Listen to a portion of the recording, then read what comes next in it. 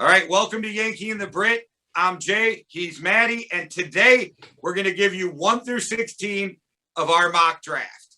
1.0. 1.0, there you go. And Maddie, I think that we could just be very simple, and I'm pretty sure we both agree on picks 1 and 2. Yeah, people have heard us talk about picks 1 and 2 already. They know we love Zach Wilson going to the Jets. I would still say maybe keep Sam Darnold would be a smarter play, but if you take in public opinion, if you take in the fact you've ruined Sam Darnold already, then you've got to take Zach Wilson at number 2, don't you? Yeah, and I know we disagree on Sam Darnold, but I think we both agree on if you take Zach Wilson, it's a new regime and you get to reset the rookie contract. So it's not the worst idea. If they would have a better team than they do, I would say keep Sam Darnold and see what you can do. But since you're pretty much starting to rebuild all over again a couple of years later, you might have reset that rookie contract. Yeah, and I don't think there's anybody who thinks Trevor Lawrence is not going number 1. Yeah, I mean, even Chris Sims, who says that Zach Wilson's better than Trevor Lawrence, still says that it's best for Jacksonville to take Trevor Lawrence number 1. He fits the system better.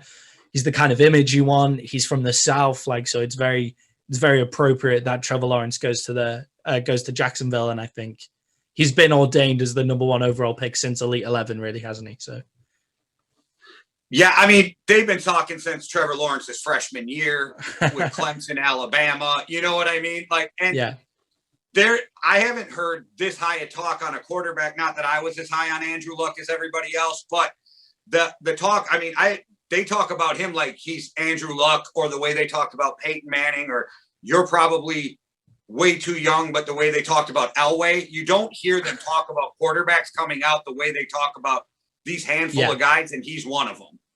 Yeah, and I mean, I heard somebody while I was doing stuff for this calling him Justin Herbert plus, and I was like, oh yeah, that's a really good way. That's a really good way to describe him. I think it was the PFF podcast saying he's Justin Herbert plus, and you're like, you see all the traits of Justin Herbert. He's successful in the NFL. He's Justin Herbert, but he's got star power. He is the guy. And I think that really works for him as well. Like that kind of guy who's been ordained since 17 years old, and now he's ready for the pressure of the NFL already going in. Yeah, this kid knew he was going to be big time a couple years ago. So, and I know it's different, but he's the big man on campus. Everybody knows who he is. So I don't think the NFL's level will be too much for him. So all I guess it's going to boil down to for Trevor Lawrence is what kind of team they put around him, right? Because we know he's got all the skills. And I think Urban Meyer will be able to coach him. So yeah, I think it should work out. And I think Zach Wilson to the Jets is a good pick for the Jets as well. Kind of Hollywood kind of thrower, that kind of guy for a Broadway thrower if he's going to New York, of course. But that kind of guy who's got that little spark of talent. He's going to be playing on a garbage team, so you need the guy who can make a play. And I think Zach Wilson's a really good player for him. You actually prefer him to Trevor Lawrence from our other discussions as well. I think Trevor Lawrence is a bit better because of his natural ability, but you think Zach Wilson's a bit better. And better is probably a stretch. I think they're both like 1A and B. I just like Zach Wilson's ceiling and his ability to move around the pocket and just take off. And not that Trevor Lawrence can't do those things. I just think the talent level of Zach Wilson probably is better, and his floor is lower, but his ceiling is higher to me. But I think the kid's going to succeed as long as the teams do right by him. So that's why I like him better. But I don't think you can go wrong with either one of these two kids. But for New York, he's a good-looking young man. He's clean cut from BYU. So, he's not a loud, obnoxious, abrasive person. I think he fits perfectly for what the Jets are going to do. And I think that he's proven that he can handle that pressure that's going to come with New York, because he went from nobody knew who he really was at the beginning of the year, people loving him at the middle of the year, and by the end of the year, he's a superstar. Yeah, and I think the pressure assessment was really his pro day. Now, no quarterback has had a bad pro day apart from Teddy Bridgewater in the last 20 years. You're right. So the pro day is not a good way to evaluate a quarterback. But with the amount of pressure put on him, everybody's saying, you're the number 2 pick. Some people like Chris Sims, who's a very respectable quarterback, quarterback analyzer, has said he's better than Trevor Lawrence. You know, there's people who say, oh, maybe Zach Wilson's better than Trevor Lawrence. And he came out there and he smashed his pro day. And you think that's the test that's a good pressure test. Right. And everybody can argue 1 or 2, like who they think is better. I think the real discussion comes in when you get to 3. Yeah. And everybody already knows, but we'll throw it out there. 49ers moved up to pick 3 in the draft. We can go through whatever happened, but we already did. So Miami moves to 6, Philly moves to 12, just so people know where we're at with the draft board. But you and I are definitely going to disagree right here. I already know this, but I was so torn because before I even tell you who I went with, I was stuck between Trey Lance and Mac Jones. And the Mac Jones comparison, everybody compares him to Kirk Cousins. Okay. If you listen to these analysts, they're like, well, this is where I get blown away too, is off season. Everybody's like, Kirk Cousins just sucks. And then they're like, Mac Jones is Kirk Cousins. Like it's a good thing. So I'm confused on that. But as a guy who doesn't hate Kirk Cousins, I wonder if Shanahan takes him because he loves Kirk Cousins, right? That was his guy. Yeah. The 2 times that he was successful was with Kirk Cousins but then for my guy, who you can see at the top of the board, right, Justin Fields. So RG3 was the other guy who was successful with. Well, that's another reason why I went with Trey Lance. And the reason I went with Trey Lance is because I believe they're going to keep Jimmy Garoppolo and play him this year no matter who they bring in. So it gave me a wider range of thinking, right? Yeah. When I went into it, Trey Lance has a killer strong arm. His athletic ability is out of this world. And he's supposed to be a super intelligent kid. That just lines up to me with everything that Shanahan looks for in a quarterback. But when we get there, I'll tell you which one. I just won't do it right now. I think that my Trey Lance pick for 3 and my pick on where Mac Jones go could be flipped for teams easily. Yeah. But you have a totally different one on the 3, like you just said. So I'll let you talk about Justin Fields. Yeah, so I've got Justin Fields at the top. Now, that kind of goes with my idea of, so Trevor Lawrence kind of thinking like, why a year ago was Justin Fields like, oh, he could be the number 1 guy, And then in a COVID-stricken season, everybody's gone off the boil off him, from him. And you kind of think, oh, maybe he just didn't show. He showed in the game against Clemson. Like he absolutely tore that up. And I know that when you're in Ohio State, there's a bad talk about Ohio State quarterbacks, and people have said, is he not just Dwayne Haskins, but a little bit better? And I get the comparison. Justin Fields has more natural talent than Mac Jones. He has a much higher ceiling than Mac Jones, and he has more experience than Trey Lance. Like he's shown it over a longer time. So if you're going to move up to 3, you want somebody with a bit of experience. I think it's between Mac Jones and Justin Fields. And I know in our previous podcast, we were saying, oh, it can't be anybody but Justin Fields and Trey Lance. And then we've gone away. We've thought about it. We've actually watched Mac Jones properly. And we're like, oh yeah, Mac Jones is good enough. Mac Jones can fit very easily into the 49ers scheme. But I just think Justin Fields has that more natural talent if you can unlock him. And he's shown he's played better than Trey Lance over a longer time. So 2 points to what you made. One, I had to go back and watch Alabama a little bit again because I don't know why in my head he was so much worse of an athlete than he really is. And it could have been the talking heads on the media keep telling me he can't move. And he's not as bad as I'm even made him out to be 2 videos ago because I went and rewatched and I'm like, wow, I don't know how I remembered this so wrong. Now, granted, I think Kirk Cousins is an excellent comparison when it comes to the way he moves out of the pocket, but he also moves in the pocket like Cousins. And I think that's Cousins' strength is in the pocket. It's when he gets out the pocket and the play breaks down. I think it's where Cousins gets weaker. I actually think Mac Jones is actually better on the scramble than Cousins is, but he's more athletic than I gave him credit for. He's just not as athletic as these other guys. So Yeah, we're in a league with Lamar Jackson, Kyler Murray, yes. Justin Herbert. Like you don't.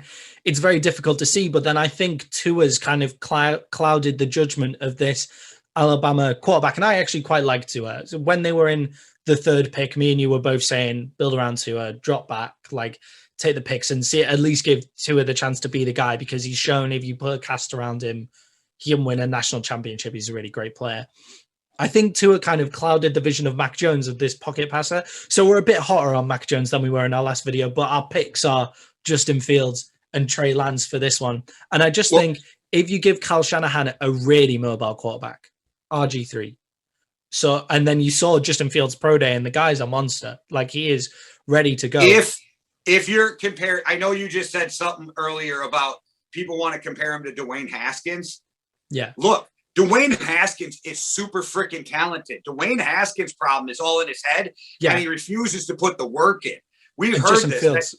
Justin Fields does not have that problem. He's been the guy. Say, if he doesn't have that problem, to compare him to Dwayne Haskins is awful because Dwayne Haskins has all the talent. But what we've all heard, even before him being drafted, is he doesn't put the work in. He's the last one in, the first one out, instead of the other way around.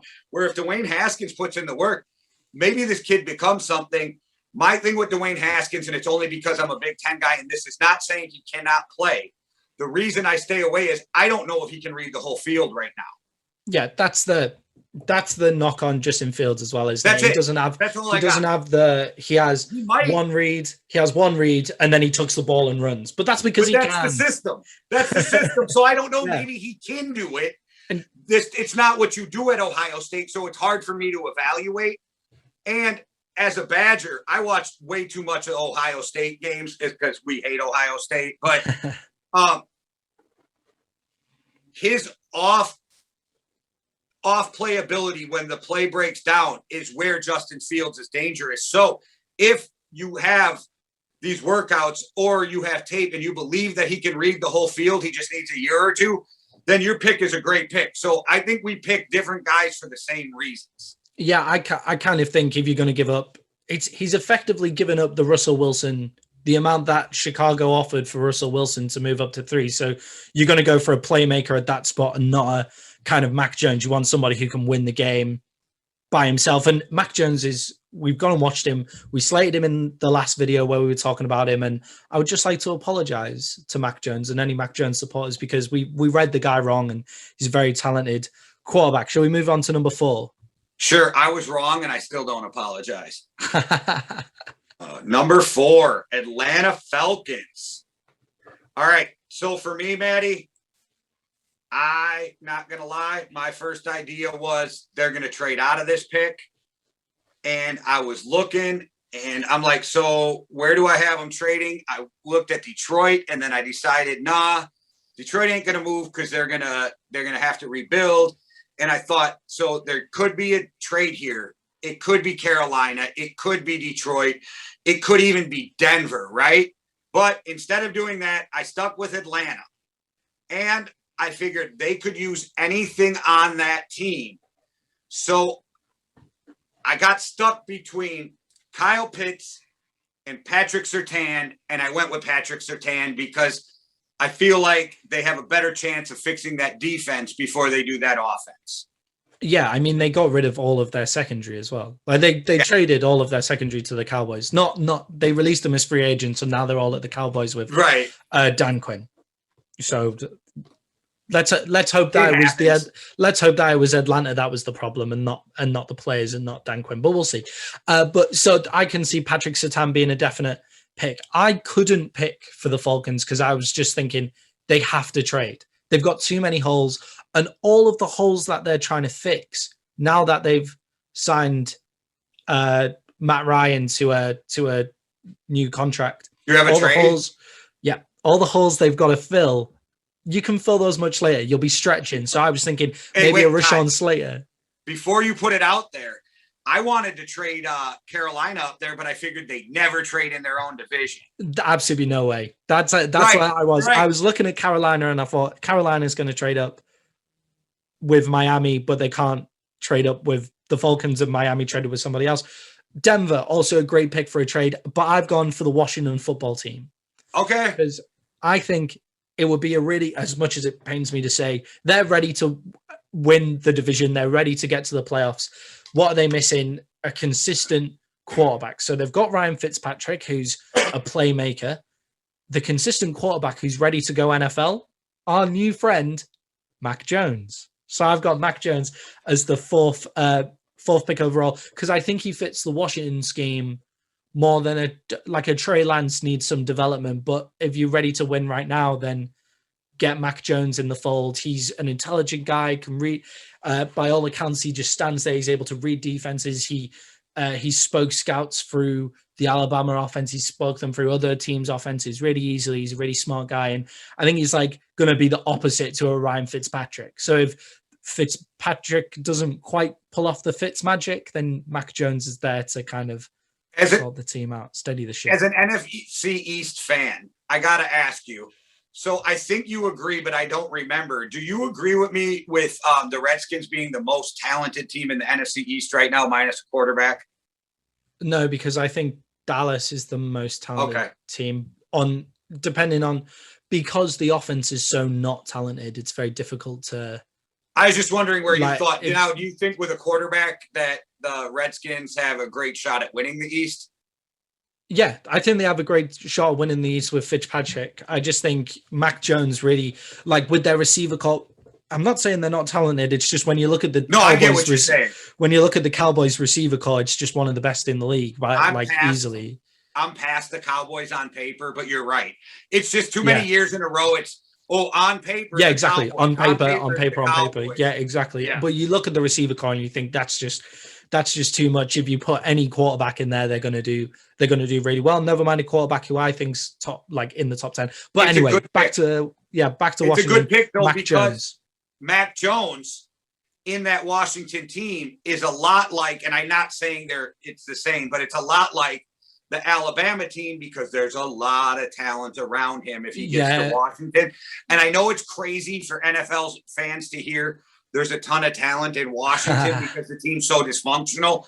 But trust us, there's a lot of talent in Washington. Yeah, and the thing is, you can't, all they need is a quarterback to not beat them on offense, not turn the ball over, which Fitzmagic is going to do. Like he will turn that ball over. That's what he's going to do. So Mac Jones, he's not going to turn the ball over. He knows how to read. He's played in pro style. Like he's a good player, a little bit mobile as well. And clearly has talent himself. And I just think he's like, that's where he's suited to go. He should be like a Washington football team player. Like that's a great fit for him. And that would be a perfect trade because I was going to have Atlanta take a quarterback, but me and you talked about this with Matt Ryan's restructuring. You can't get out from under his contract till 2023. Yeah, I could still see them taking a quarterback if they're forced to stay there. If nobody's giving them enough, then they pick Trey Lance. But they need so much. Yeah, they just need exactly. Like, and if you could walk away from Matt Ryan, I would say go ahead. But since you can't, I'm like build the team. But the thing is, they need so much that isn't not the kind of stuff that you pick in the top 5. Like it's just not. Like they need an offensive lineman. Well, they could take Penei Sewell, but there's problems with him, and Rashawn Slater is a bit undersized. But so that would be the only position they could take in the top 5. But if you've got loads to fix, you've got your entire secondary to fix. Then move back, pick up some cornerbacks in the later first round, pick up a safety in the second round. I'm not saying that Atlanta's offensive line is the best in the world, but it's one of their stronger points. Yeah, it's not bad enough. It's not bad enough to have to pick up 4. Yeah. So I've got a trade there. You've said they're stuck at 4 and they're taking Patrick Surtain. Yeah. Which I think is a good pick as well, because Patrick Surtain is good enough. If Caleb Farley didn't get injured, you could easily say Caleb Farley's a top 5 pick as well. Yes. So who do you got? Easy for me to talk today. What do you have Cincinnati doing at number 5? Maybe the most dysfunctional team in years. Penei Sewell. You and I both. It's got to be Penei Sewell. The blind side. Yeah. Do you remember when we were breaking down division by division and we got to the offseason needs of the Bengals and all I said was, offensive line, offensive line, offensive line. Yeah, just Draft written in. 7 offensive linemen if you have to. Like, Just yeah. make sure that Burrow doesn't get injured again. Justin Burrow. Protect Joe Burrow. Yeah. Yes. Protect Yeah, Joe Burrow. that's it. There has been a lot said, and I do think there is validity to what's being said. Like, say Atlanta stay in fourth and they take Penei Sewell, that they're going to take Jamar Chase, which I don't think is a bad fit either with the LSU connection and Joe Burrow. I don't think it's a bad connection, but if he doesn't have time to throw the ball, how's he going to get it to them? I mean, it's a bet. I don't care how good these receivers are. If you take one, I don't care if he's Randy Moss. Like, Joe Burrow's going to die. Yeah, I think he'd be in real trouble. I agree they might do that if he was there, like if Penei Sewell went off the board, but it's like, man, either trade back or reach because you need linemen and you're going to get poor Joe Burrow. And I'm not one who believes in reaching in the draft, but at this point, unless before the draft, and I don't know if he's still out there, but unless you go get an Eric Fisher or something, like, you better draft a left tackle. Yeah, I think Eric Fisher's signing back with the Okay. Chiefs, but you think so? Like, Sewell's an absolute monster. We spoke about him in the Cincinnati Bengals a great length because we said like he's the only first round pick that they could possibly make at the time. But now there's stuff about Jamar Chase coming out, but I think that's just to say. Well, barring injury, that's just so nobody trades above them for 12 years. Yeah, you know what I mean? Penei Sewell's a great, like, he's going to be the kind of generational talent. Like, he does have his problems, but he'd still be the best player. Yeah, you get on him the with a good Cincinnati offensive Bengals. line coach, they can fix it because a lot of his problems is technique, not ability. You know what I mean? Yeah, the guy's like size is fine. Like, he can definitely play NFL. So we've agreed on that one. So that's boring. So let's move to the Miami Dolphins at pick number 6. Who have you got? Chase.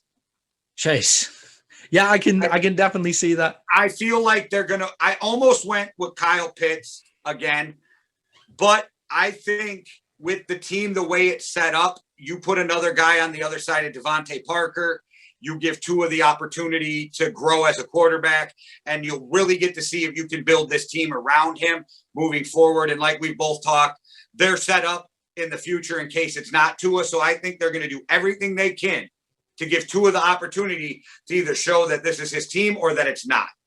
I think Chase fits really well. I like Chase as a pick, but I've gone for Kyle Pitts. The guy's literally, he's doing his pro day right now. He's just run a 4.4. He's 6'6" and he's 250 pounds. Like, the guy's an absolute freak of nature, and he's ready to play right now. And he'd be a much better safety blanket for Tua. Like, if you're saying to Tua, like, go prove yourself, then what better way than to give him the next Travis Kelce, you know, like a big guy he'll always be open because he's just a mismatch all over the field. If you put him out on, he's got enough pace to play outside as a wide receiver. You can play him inside and he'll burn a linebacker. Like, he's a great player for the Dolphins to go and pick.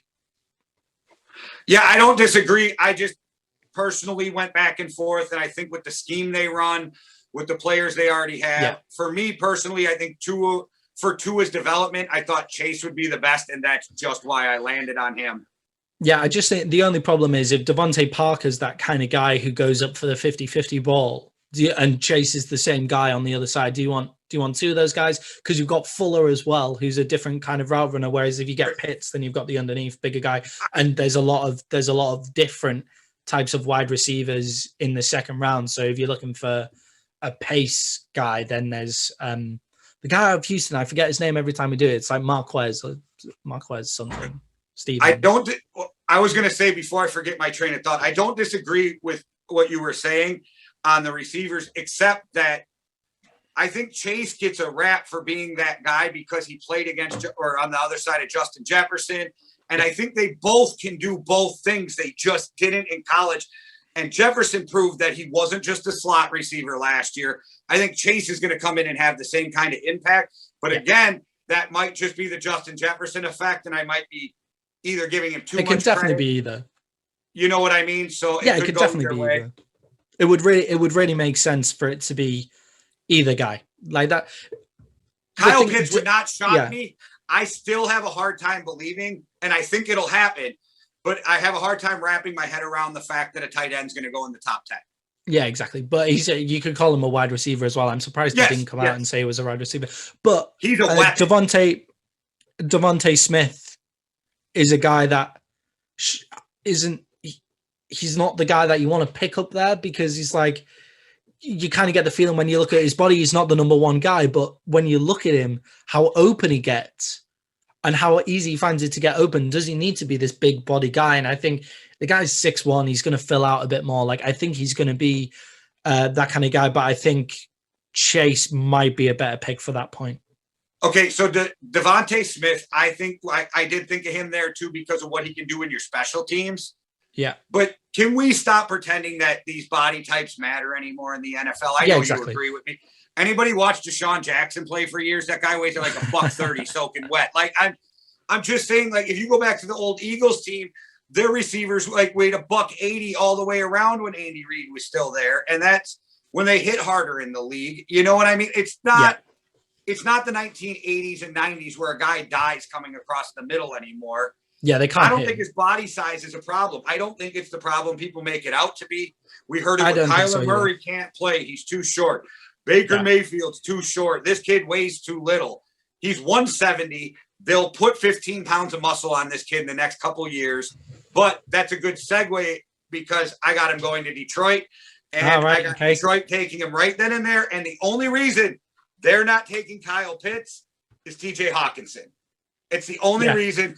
I know that as Pat McAfee refers to him, Motor City Dan Campbell is a tight end, but I think they have a couple good tight ends that they're going to be working with. And if the Lions take a tight end in the first round, it'll be the fourth time in 25 years, which has never been done.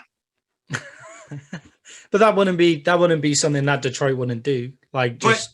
But like, look what happened with Matt Millen and the receivers back to back to back. Yeah. Like, and then you just took Hawkinson, and in 2009 you took Pettigrew, and so I just think like Detroit's in this weird position of not only are they rebuilding, they have to worry about their image of their picks because they did such horrible jobs. Yeah, and I think Devontae Smith. Here's your special team woes and your wide receiver woes, not all of them, obviously, but in one pick. And I think the kid is one of those talents where if he hits his potential, he's a Percy Harvin type of guy. Yeah, I mean, it makes a lot of sense. They've got rid of both of their decent wide receivers, Kenny Golladay. Like, it would make sense for them to bring in another one. With the way that your draft's panning out, Devontae Smith is the best wide receiver on the board left. So I think that's a great pick. I've gone for the other side of the ball and picked probably one of the most explosive players in the draft, and that's Micah Parsons. Now, I've picked Micah Parsons because I don't think Detroit are worried about the offensive side of the ball this year. Like, they've kind of gone, we've got Jared Goff. We don't really mind if he doesn't succeed, to be perfectly honest. We know we're in the rebuild. Motor City Dan Campbell is gonna, like, he's a more defense. I know he's a tight end, but you can see him as a defensive coach who just wants guys to go in, smash people, by their kneecaps, and Micah Parsons is that kind of guy.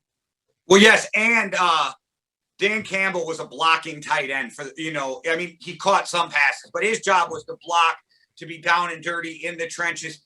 He was more of a lineman than a tight end, even though he played tight end. So I agree with you. He is that gritty, dirty, like, hit you in the mouth, black and blue division football player.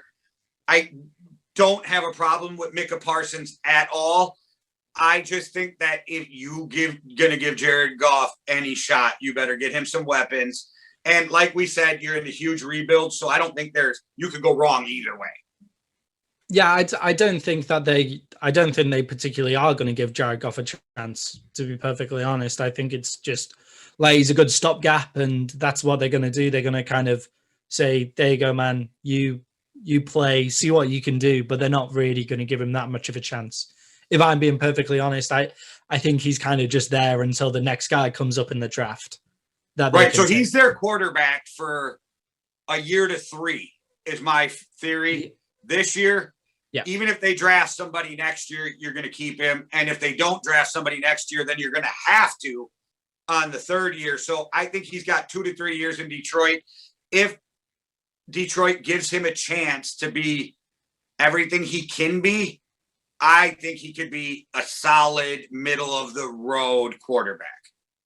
Yeah, I think he could definitely be a middle of the road quarterback, but you're not gonna win Super. I know he got to the Super Bowl. He got to the Super Bowl, but you're not gonna win a Super Bowl in Detroit with the middle of the road quarterback. They had who we think could be top 10 quarterback, Matt Stafford, and they still didn't win anything.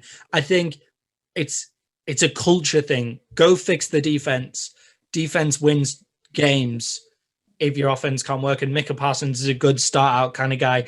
He's clearly got high standards in himself. Like if you watch his pro day, the guy's an absolute monster. And Jason Owe as well, I would like to give a quick shout out to for that pro day as well, kind of showing there's some good guys coming out of Penn State. After that, we've got the Panthers, and this is where Trey Lance fits in with me. Okay, see, and this is where I got Mac Jones going. Yeah, that makes total sense. But I'm sure we have the same reasons for the pick. We just have different guys, right? Because they're not sold on Teddy. They want something else.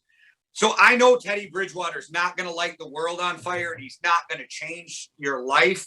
But I do believe he's a very solid quarterback, like not top 10, nothing like that. If I'm Carolina, I'm going defense. I'm building up that defense. I think with McCaffrey coming back, with Teddy Bridgewater, you got enough players to do things. I still believe defense wins championships. I think Tampa proved that again this year, not to take anything away from their offense, but they shut down Patrick Mahomes in that offense. But I do believe they're going quarterback, and because of where I have my board falling, I had Mac Jones. You, I believe, said you have Trey Lance. I've got Trey Lance because I think Teddy Bridgewater is good to be there, coach up a young quarterback. I think he's the kind of guy that Trey Lance kind of has. That, like, Teddy's sat there and he knows that. He knows that Carolina don't think a lot of him. And I think he's got good competitive edge to stay there and want to win the job. But I think he's also the kind of guy that says, the way I'm going to earn the most money here is by training up this guy and showing that I'm able to train up this guy, like be good enough for him to sit for 2 years and have my arm around him rather than them just throwing him in because I haven't had my arm around him. And he's like, we just need to get this quarterback room moving and they've got to get it moving.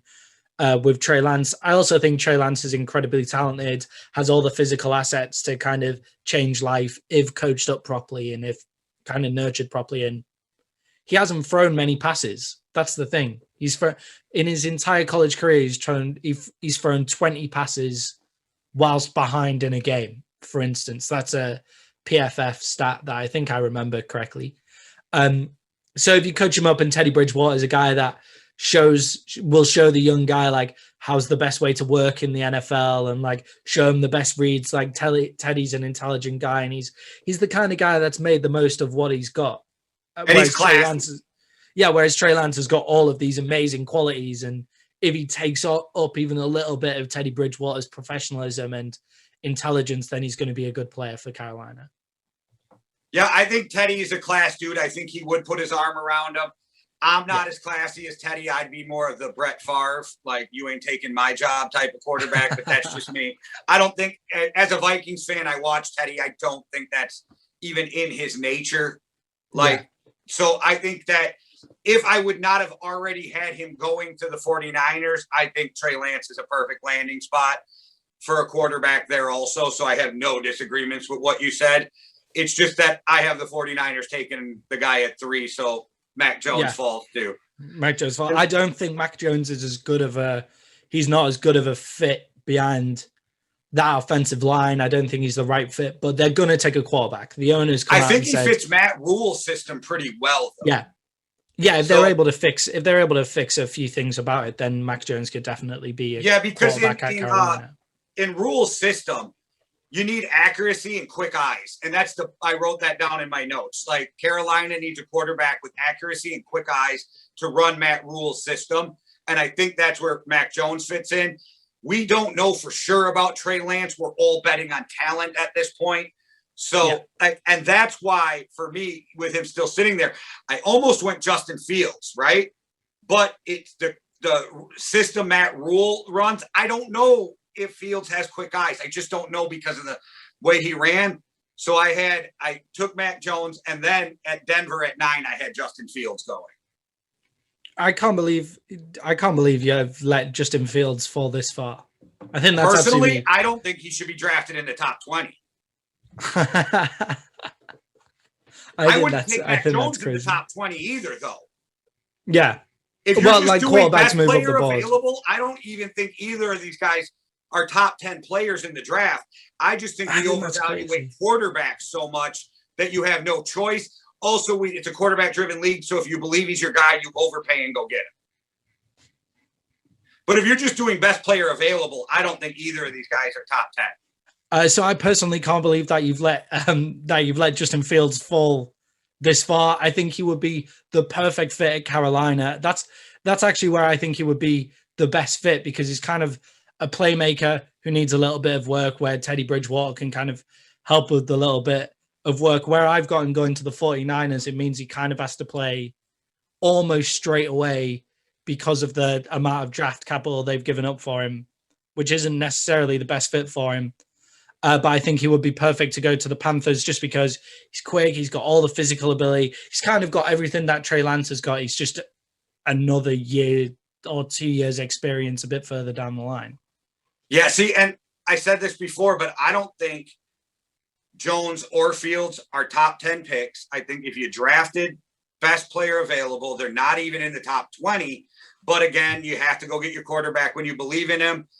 So it's one of those weird things for me. And like I told you, I'm not trying to just shit on Justin Fields. I just don't know. Like, I don't know about his reading ability. So that's my issue. But like these quarterbacks, besides the top 2, I mean, the next 3, I think, could be interchangeable in the draft. Change them all. Yeah. So I just think that Denver needs a quarterback because nobody seems to be sold on Drew Lock. So I think that Denver picks Justin Fields, and I like Denver going for a quarterback. All the quarterbacks have gone off my board now. Right. I mean, Kellen Mond's the next most talented guy, and you're not picking him in the top 10. And like, even if he is worth top 10, even if he is a top 10 talent, as Chris Sims thinks he is, or Kyle Trask is a guy that I've also got on the board. The guy from Notre Dame, the most winningest guy. You're not going to pick them all in the top. Ian Brooks, I think he's called. You're not going to pick him in the top 10 because, like, you just don't. Like, you've got to think of public opinion. I think what they're going to do is before the draft, they're going to take Sam Darnold. Now, Sam Darnold is probably going to go for a second round, maybe even a third round pick. We've texted about before, which I'm sure we'll talk about another time. But I think Sam Darnold could go there with the way that it's looking for Jimmy Garoppolo at the 49ers. He could end up in Denver. Like, Denver have to start picking up the phone to get a guy in free agency, because I'm not sure if anybody's going to let them trade into a spot now, unless they can get on the phone to Atlanta and say, give us the spot. Like, that's what they're going to have to do. Like, that's the kind of move they're going to have to make. So I've got them picking Patrick Surtain the second. Now, I don't think Patrick Surtain is the first best corner. I think it's Caleb Farley, but Caleb Farley has some injury issues that we don't know how bad they're going to be. We don't know if that's going to take him out of like the first half of the season, or if it's like he didn't show up for his pro day, he's got a back injury. That kind of puts you off taking a guy in the top 10, which is going to be really frustrating for Denver, because if they were where the Vikings are at 14, then they could take Caleb Farley and say, hey, he's worth a shot, but you're not going to pick him at the 9th pick overall. And Patrick Surtain, you've got him 4th pick. He's a talented cornerback. Yeah, no, I think he's super talented personally. I think he's the best corner in the draft, but you could, like, this, again, inexact science, and I don't think you'd go wrong with either of those two guys. But I also like the pedigree. I like the fact that he grew up in an NFL locker room. I like the fact that he grew up knowing how to be a pro. So I think that gives him more probably maturity going into that locker room. And I think Denver is a quarterback away from being contender, not a Super Bowl contender, but like a contender for playoffs and different things. And so I think that your pick of Surtain because your quarterbacks are already makes that defense great, makes that defense solid. Like, I mean, even more like, I think that's a solid pick of a corner for Denver right there, even though I got them taking Justin Fields. I think if the cornerbacks go off the board, they could trade back again. If somebody's there and they really like, if somebody really likes somebody who's there at 9. So I've got, so Jamar Chase and Devontae Smith haven't been taken for me yet. And Rashawn Slater. Like, there's plenty of guys on the board who haven't been taken yet. For me, that people would trade up for. I think if I'm the Broncos and I'm running on your draft board, I trade back. And if I'm on mine, I grab my quarterback and pray he's right. Definitely. Right. If there's a quarterback there, they take the quarterback. But I just don't think I agree with you.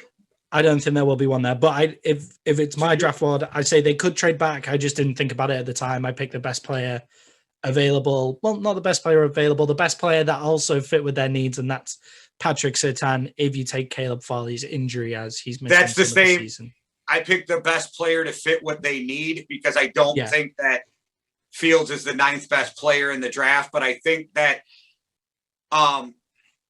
if they don't believe in Drew Lock, it's time to move on because you've already wasted a couple years and you don't want to waste 4 more years trying to figure it out.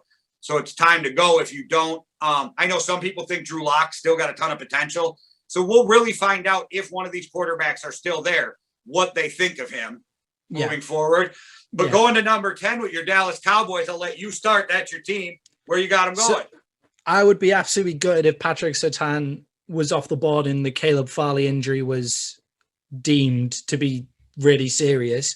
I've got them taking Christian Barrymore because I would rather have Denver take Caleb Farley, us trade Patrick Surtain, just because Patrick Surtain would be a good fit with Trayvon Diggs, and we need secondary help of that kind of caliber. And I would also take Caleb Farley, and I think the Cowboys are the kind of team to say, "Oh, the guy's injured. Oh well, let's just take him. We have trust in our medical team." Like that, they could definitely do that. That's the kind of thing they would do. They did it with the linebacker Jamal Smith. I think he's a really good addition. He's going to be better this season and definitely was worth the risk. But I've got them taking Christian Barrymore because they need some big defensive tackle help. Like the defensive ends, they're good. They're going to be okay. They're fine. They need interior defensive line help, and Christian Barrymore, he's a big dude, blocks the run, can kind of power through those gaps. Like he's got a lot of big playability for such a big guy. Okay, I go into the other side of the ball, and I got Rashawn Slater, offensive lineman. Yeah. He plays all 5 positions. He's a tough kid. He's very versatile, really athletic. He can pull well. I think he'll really strengthen a Cowboys offensive line that used to maybe be the best in the NFL and bring them to be one of their strengths again. You protect Dak more. You get Zeke, better running game. So I just had them going Rashawn Slater, offensive line. And because personally at number 10, with the way my board fell, besides Kyle Pitts, I have him as the best player available. And I did have you guys taking Kyle Pitts for a little while, but I think Stephen Jones talks Jerry Jones into beefing up the offensive line instead. And I still can't believe in a world that Kyle Pitts is still sitting here, but this is how it fell with me doing my mock. If Kyle Pitts is still sitting there, I would not be surprised if the Cowboys took him, because that's just what they do. Like that's just what they do. That Jerry Jones will be sitting on his yacht on the Zoom call and just be like, no, not listening to anybody. We're prime time. We're taking Kyle Pitts. We've then got probably the best tight end core in the NFL with Kyle Pitts, Dalton Schultz, and Blake Jarwin, who's coming back off injury. Blake Jarwin might be the reason they don't take Kyle Pitts, because he can, like, Blake Jarwin can kind of do anything as long as he's not injured. He's a really talented player. I do think they talked them into actually picking a need this year. He had his fun with CeeDee Lamb. Let's take a need this year. I like the Rashawn Slater pick. Lots of people are picking them. I would like them to pick a player that makes the team better right now and take an offensive lineman cover in the later rounds. So Dylan Radus, he's going to be there in the second round. Let's take him for our offensive line help, and let's get a guy who makes the team better now. And I think Christian Barrymore does that. If Caleb Farley's injury doesn't matter, then I'm saying Caleb Farley or Patrick Surtain, whichever one of those corners is left on the board, will snap them up. The reason I'm not picking a guy like JC Horn is I've watched JC Horn's film, and he has all the physical ability, but some of the technical stuff is missing. He needs a coach like Mike Zimmer. Yeah, some of the stuff is missing. A guy who coached Jonathan Joseph, a guy who coached, the best corners in the league. I mean, Zimmer, before he was a head coach and before he was a defensive coordinator, was known as the best secondary coach in the NFL. I think he needs a guy like him, and then he would be a top flight guy. But I agree with you. There's all the talent. He needs technical work. Yeah, and Horn, I have drafted him to one of the teams in the top 16, but I think it's kind of he needs a bit of help on his technique. He's got all the size. He reminds me of a Byron Jones who used to play for the Dallas Cowboys, and I think will be forever scarred by that guy who's a good cornerback but doesn't intercept the ball. He doesn't pick it off, and that's what you want from your cornerbacks. So now moving, this is the NFC East portion of the picks. So we've got the New York Giants up next. Who have you got? You're going to be sick, but this is where Kyle Pitts lands. Oh, that'll hurt me. You'll cry. I know. You'll be like, sick to your stomach like that. Saquon I got it. But I think with Kenny Golladay there, I think with Saquon, I'm not a fan of Danny Dimes, but maybe he proves me wrong. Any guy who trips over the 20-yard line makes me laugh. But if he falls to them, Kyle Pitts would be a huge addition to that offense. Yeah, I think it's kind of, you sit there and you look at it and you think, oh, that is a hell of an offensive. If you've got them, I don't think Kyle Pitts falls that far. If he's gone, I would have put Jalen Waddle there, but yeah, because he was still on the board, I gave him Kyle Pitts. I think because they've focused so much on their receiving core already, and I think they really are going for that kind of gut check season for Daniel Jones, where it's like, let's find out if you've got it. Let's see if you've got it, because if you don't have it with these guys, if you can't bring us to win with these guys, then you don't have it. And I could see them taking Kyle Pitts. I could see them taking Devontae Smith, who's still on my board, Jamar Chase, who's still on my board. This is the weapons portion of the board for me about to come up. But for me, I think they're going to take Kwity Paye for some defensive end help. Just because this division is going to be really built on who has a decent defense this year, because everybody's really beefing up their offense. So it's kind of like, do you have a guy who can put pressure on Dak Prescott, whoever the Washington football team's quarterback is, and a guy who can decimate the offensive line in the Eagles? And I think Kwity Paye is kind of long. You can also have Jason Awuzie in there. There's Gregory Rousseau. Like, there's some decent defensive end talent, but not as good as in other picks. And I like the Kyle Pitts pick for the Giants, but not for me. And I think he's already off the board. So I'm going for Kwity Paye, but you can also replace that with Devontae Smith or Jamar Chase as well. All right. Well, I don't have any disagreements with what you said. I think the Giants are in a spot where there's going to be enough talented people where they'll be able to plug a hole with a really talented guy. And you still have receivers on the board, and like higher receivers than I do. So it makes it a little different. But moving on to the Eagles, this is where I have Jalen Waddle falling. But I would have sent him to the Giants if Kyle Pitts wasn't still on my board. Yeah, this is where I've got Jamar Chase. See, that's so Jamar Chase is my guy at the Eagles. I just want to I had to get one of them off the board eventually. The Alabama connection I got back together. Yeah, that could definitely work. I think I have overlooked that. I think Devontae Smith could definitely work as well, but Jamar Chase is a number one receiver, and in my view, that's what they kind of need. Devontae Smith is going to be a number one receiver. I need to stop saying that, but Jamar Chase is the number one receiver on the board for me, who's kind of he's got everything. Devontae Smith is big enough. We've already spoken about that, but for the Eagles fan base as well, like they're crazy bunch of guys. So public opinion comes into it again. You take the big guy who doesn't seem to have any issues. Ja'Marr Chase seems to be an all-round receiver, and that's what they kind of need. That's a great safety blanket for Jalen Hurts. But the Alabama connection could work, but obviously Jalen Hurts at Alabama wasn't as good as he was at Oklahoma State. So do you want that? Well, I mean, he was better at Oklahoma because of the system, that wide open system. But I think if you're going to give Jalen Hurts the opportunity to be them, give him some weapons, see what happens. You need a guy that can stretch the field. We've talked about it a bunch of times. They don't have any receivers that can run. So you got to get him some help. I think any one of those receivers at that position would be great for him. Insert top receiver on the draft board. That's what we've got about the Eagles. So insert Jamar Smith, Jalen Waddle, Devontae Smith, whoever's left.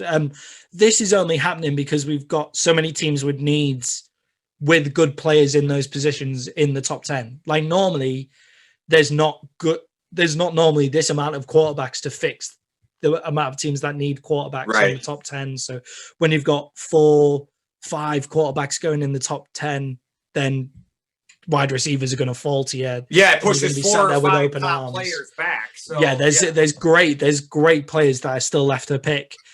And for one of your best players that you had left on your board when you picked him, I've got the LA Chargers going for Rashawn Slater.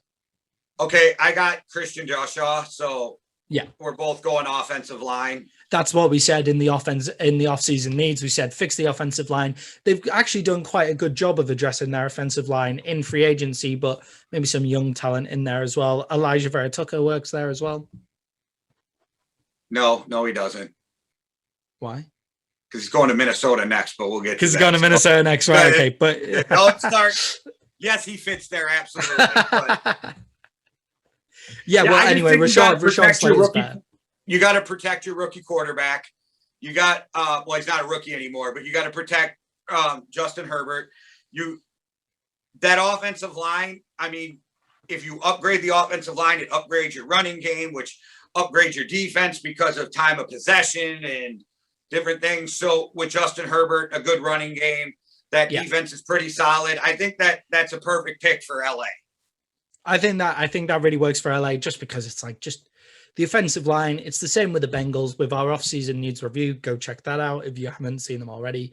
But it's offensive line. They haven't had a good offensive line there forever. They wasted lots of good years of Phillip Rivers by not having a good offensive line. And it's kind of, you've got the guy now, just surround him with offensive line talent and he'll throw guys open. Like if you give him time to sit, the dude will throw guys open. So I've still got Devontae Smith on my board, but like he'll throw guys open to the point where you don't need a Devontae Smith. You need somebody to stop them so that he can throw them open.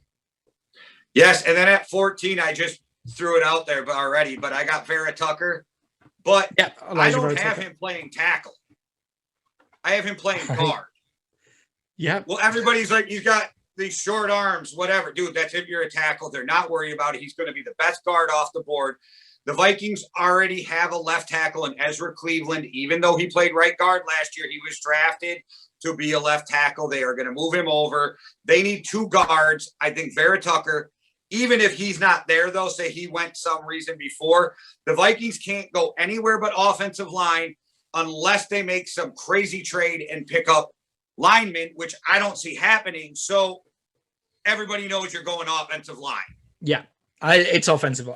It's offensive line for the Vikings, unless you're like me and you decide that the linebacker is now the most important position in the NFL coming up. You need a guy who can pass rush. You need a guy who can play in the secondary a bit. You need good matchup for these freaky tight ends that are coming out now. Xavier Collins out of Tulsa, he's also marked as an edge rusher, is a great player. I love the guy. He really works for me in that Minnesota defense as well. Like the guy's a big playmaker. He rushes the pass as well as playing well in the secondary as well. It's just a big playmaker kind of guy. I almost think some of his highlight tape is actually better than Micah Parsons, but that's all highlight tape, whereas Micah Parsons is consistent. I would love to have him on my team, but being that linebacker is one of our deepest positions I know. on the defense right now with Kendricks and Barr and Troy Dye, and looks like Wilson might actually resign. I would love it, but as a Vikings fan who has been screaming for years to protect our quarterback, if they go anything but offensive line, I'm driving to Minnesota, I'm finding Rick Spielman, and I'm slapping him. I think I've just said it to piss you off. I think I basically what I think I've wanted to do is get Xavier Collins in the top 16 and pick a best fit. The best fit for him is actually the next team, but I've put him in the Vikings to piss you off. I think Elijah Vera Tucker is the third best offensive lineman on the board. And Let's the put first him in best as the guard. Vikings. He's First the best third guard. best Third best- tackle and the best guard to me. So that's Yeah, then he's a very worthy first round pick, fixes a lot of the Vikings, fixes part of the Vikings problems. That's Elijah Vera Tucker is a good pick. I've put Xavier Collins just because I like the guy so much. Yeah. And then with 15 with New England, I got your boy Micah Parsons. There's no way he's going to fall that far. There's absolutely no way. There's too many teams that I are don't picking. think with all these linebackers, I think people are overvaluing where they're going to drop, not because they're not good enough, because the draft is so deep. I think people are going to be like, I need this. And that's the only reason. Micah Parsons is a way better talent than 15. I think he falls because they're like linebackers deep. I need to grab a lineman. I need to grab a quarterback. I need to grab a receiver, because I think the drop off on linemen receivers is huge after X amount of guys, where I don't think the linebacker fall off is as much. But I think Micah Parsons is a top 10 talent. He just on my board falls to 15 because of the depth. I think Bill Belichick is sat there absolutely licking his lips if Micah Parsons falls to him that far. That'd be a great spot for Micah Parsons. That'd be a great spot for the Patriots to pick him. And I do get what you're saying. It's just in my head, I've got that season where Van Der Esch came in 2019. It wouldn't surprise me. He's a game changer. Like a linebacker who can rush the passer and is good edged sideline to sideline kind of player, really changes the defense. And I think Micah Parsons is perfect for that, which I think with Detroit up front is a good culture setter. With the rest of the linebackers, they could all fall easily. Like there's so many good linebackers. Like I almost had him going 6. Okay. So like, I get what you're saying. I almost had Micah Parsons going 6 to Miami because Flores running that deep. I think he would have been great. But so like I told you, I think he's definitely a top 10 talent. I just like weirdly the board, the way I have it set up in the depth, I think that he would be a steal at 15 and people would be sick to see Belichick get their hands on him. Yeah, I've got everybody would be so upset if the Patriots got him. And I think there's a few good picks that the Patriots could go for. I think they should go for Devontae Smith just because if he's still the best there, player, he's the best player on the boards that I've still got. But I don't think Bill Belichick will take him. I've actually got Devontae Smith falling out of my top 16 for mock draft 1.0. I'm sure in mock draft 2.0 or 3.0 he'll find a home somewhere in this top 16. But I think Xavier Collins is actually a really good pick for the Patriots. I also think Gregory Rousseau is a good pick for the Patriots as well. I think that's the guy that they'll eventually take, just because I simply think Bill Belichick's scarred from saying he can't take wide receivers. You don't think any of Micah Parsons' character issues are going to make him fall either? Not to Detroit. It won't matter to Detroit. He wants guys who are going to bite kneecaps. I think he's a culture setter. I think he's got high standards. He'll on the pitch, obviously. Okay. I just, I don't know. I think choking people, pulling knives out on people, refusing to talk to police might hurt you when it comes to the draft too. That's another reason why I had Micah Parsons falling a little bit too, was the character issues. I'm not sure he's a bad kid. I know he did some dumb shit in 2018. So I was just wondering if you thought that his character issues would have been an issue at all before the draft. Probably not. I think it stops him. Going to other teams, but I don't think it stops him going to the Motor City Dan Campbell run Detroit Lions. I think that's part of it. But the Patriots take Gregory Rousseau for me. If we're picking most explosive players, like he fits the kind of rotation scheme. Like he's a long bit of a bit of a weird looking guy, you know. I'd insert any defensive player who's an explosive player there. So Xavier Collins, linebacker that I can't pronounce the name of that I'm going to have to learn for the next 16. And yeah, any of those kind of players. And then finally, for our 1 through 16, who have you got the Cardinals taking? JC Horn. Put him in that Same. secondary with Buda Baker and get out the way.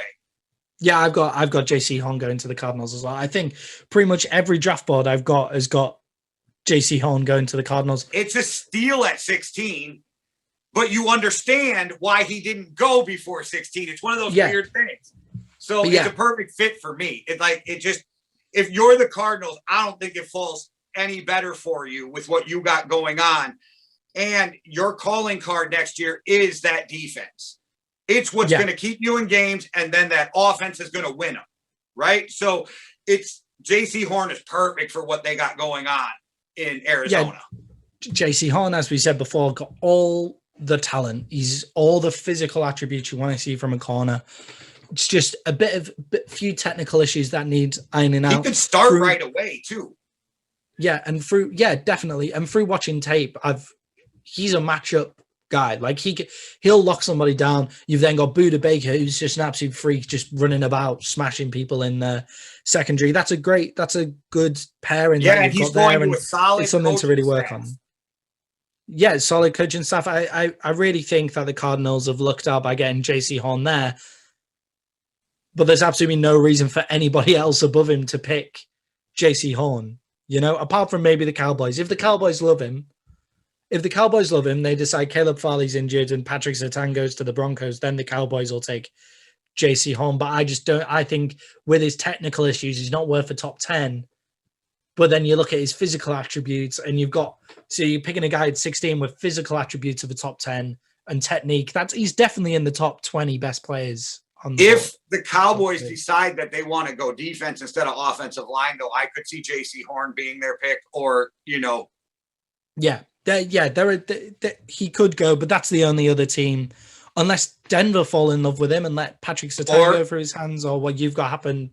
This sounds crazy, but say Micah Parsons is gone. I could even see New England taking him because they have to replace Gilmore. This is his last year in New England. That could be another, and that would be a great fit for JC Horn because that's the kind of guy that Belichick likes to work with. You know, physical attributes. He'll iron out your technical problems. And what a great 1 through 16. We're in for an exciting draft already. I'm so excited. The NFL just said, yep, 17 games. Finally, it's official. The draft is coming less than a month, right? So this is my time of year. Now, don't get me wrong. I like football season better, but this play GM time of year is so much fun to me. And I bet we're both going to be completely wrong come draft day.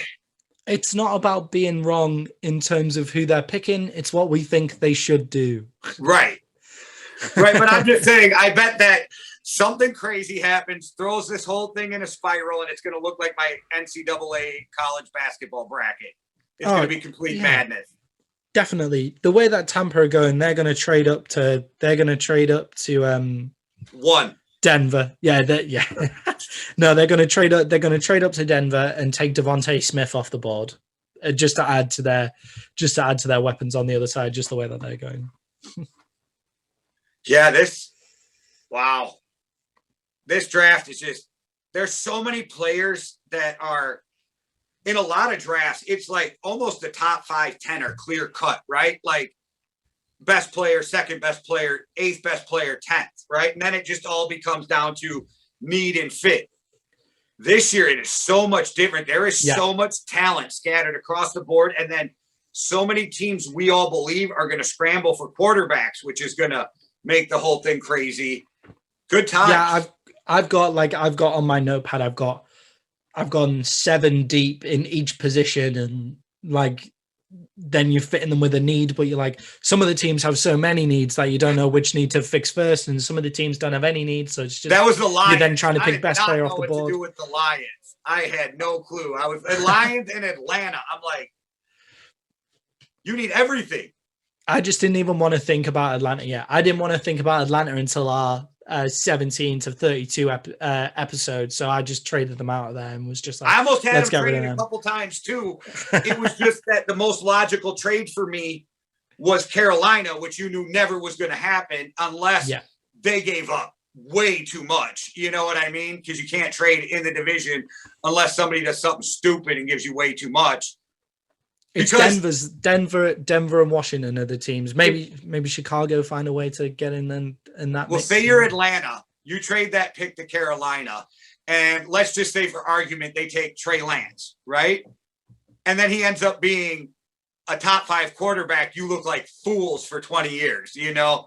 So Patriots find a way up. Patriots find a way up there. You don't rule that out. They find their way up. But I just think the way they've built this offense is for Cam now. I don't know. Maybe I'm the only guy, but I don't think Cam can play anymore. I don't know what you're not the only guy. You're not the only guy, but I disagree. I think they need a quarterback. I think they're building around the wrong guy. So part of me felt like Belichick has to move up to do something, but it's not really Belichickian. But maybe that's why it happens, because this whole offseason has been everything that everybody says Belichick doesn't do, even though you and I have kind of fought back against that narrative. We said it is what he does. He's just done it a week or two earlier, you know. But right. Like, it would be a struggle to see. The guy would be for Belichick to move up for. That would be Trey Lance. Like, that's who he's going to move up. Or Mac Jones, if he's not gone at 3, I think would be fitting, because I think Mac Jones fits, but I think he's a Tom Brady with a stronger arm. Not saying he's Tom Brady, but pocket passer, not mobile. But so like that's a Belichick type quarterback. That's a Jet Daniels type quarterback. But yeah, if any of those guys, maybe they move up for him. But again, I don't see Belichick moving up, and I'm a firm believer next year Jimmy Garoppolo's back in. So I think they got one more year with Cam, and then Jimmy G's back in New England. For next season, we need to have a theme tune of the stupidest things that we've said is going to happen in this offseason. And I think the words Kirk Cousins is Tom Brady, but with a stronger arm needs to be sound clip right Yeah, because that was so you can take that out of context and I sound like the biggest idiot. I'm with you. Let's do that. Like, I was not trying to compare their talent, but just their pocket. But I get you. That sounded I know what you mean, but now you're just a shock jock, you clickbait warrior, you know. Anyway, so that's what I'm gonna label this video. Anyway, there's gonna be you'll be able to see the table of our picks at some point in this video. I don't know where we're going to put it, but we'll stick it somewhere. If you've forgotten them already, you'll be able to go see that, and then rinse us in the comments for anything that you think we've got terribly wrong, which I already know is going to happen with the Xavier Collins and the Justin Fields picks. I know I'm going to get some serious comments for that, but we do love comments and we love reacting to them. Yeah, I'm going to be told off for the whole Trey Lance going third, but yeah, and I mean, you did just say that you did just say that Kirk Cousins is Tom Brady, but with a stronger arm. But anyway, that's fine. And without the ring. That's it. That's the only difference. He's got a stronger arm and no rings. That's it. All right. All right, man. All right, guys. Thanks for watching. You can follow us on Facebook, YouTube, all the podcasting platforms. I'm a moron, so if you want to check me out on Facebook, it's at Jason J. You'll find me. I post moronic shit all the time. All right, guys. Thanks for watching us. One world, one love. Deuces. Cheerio.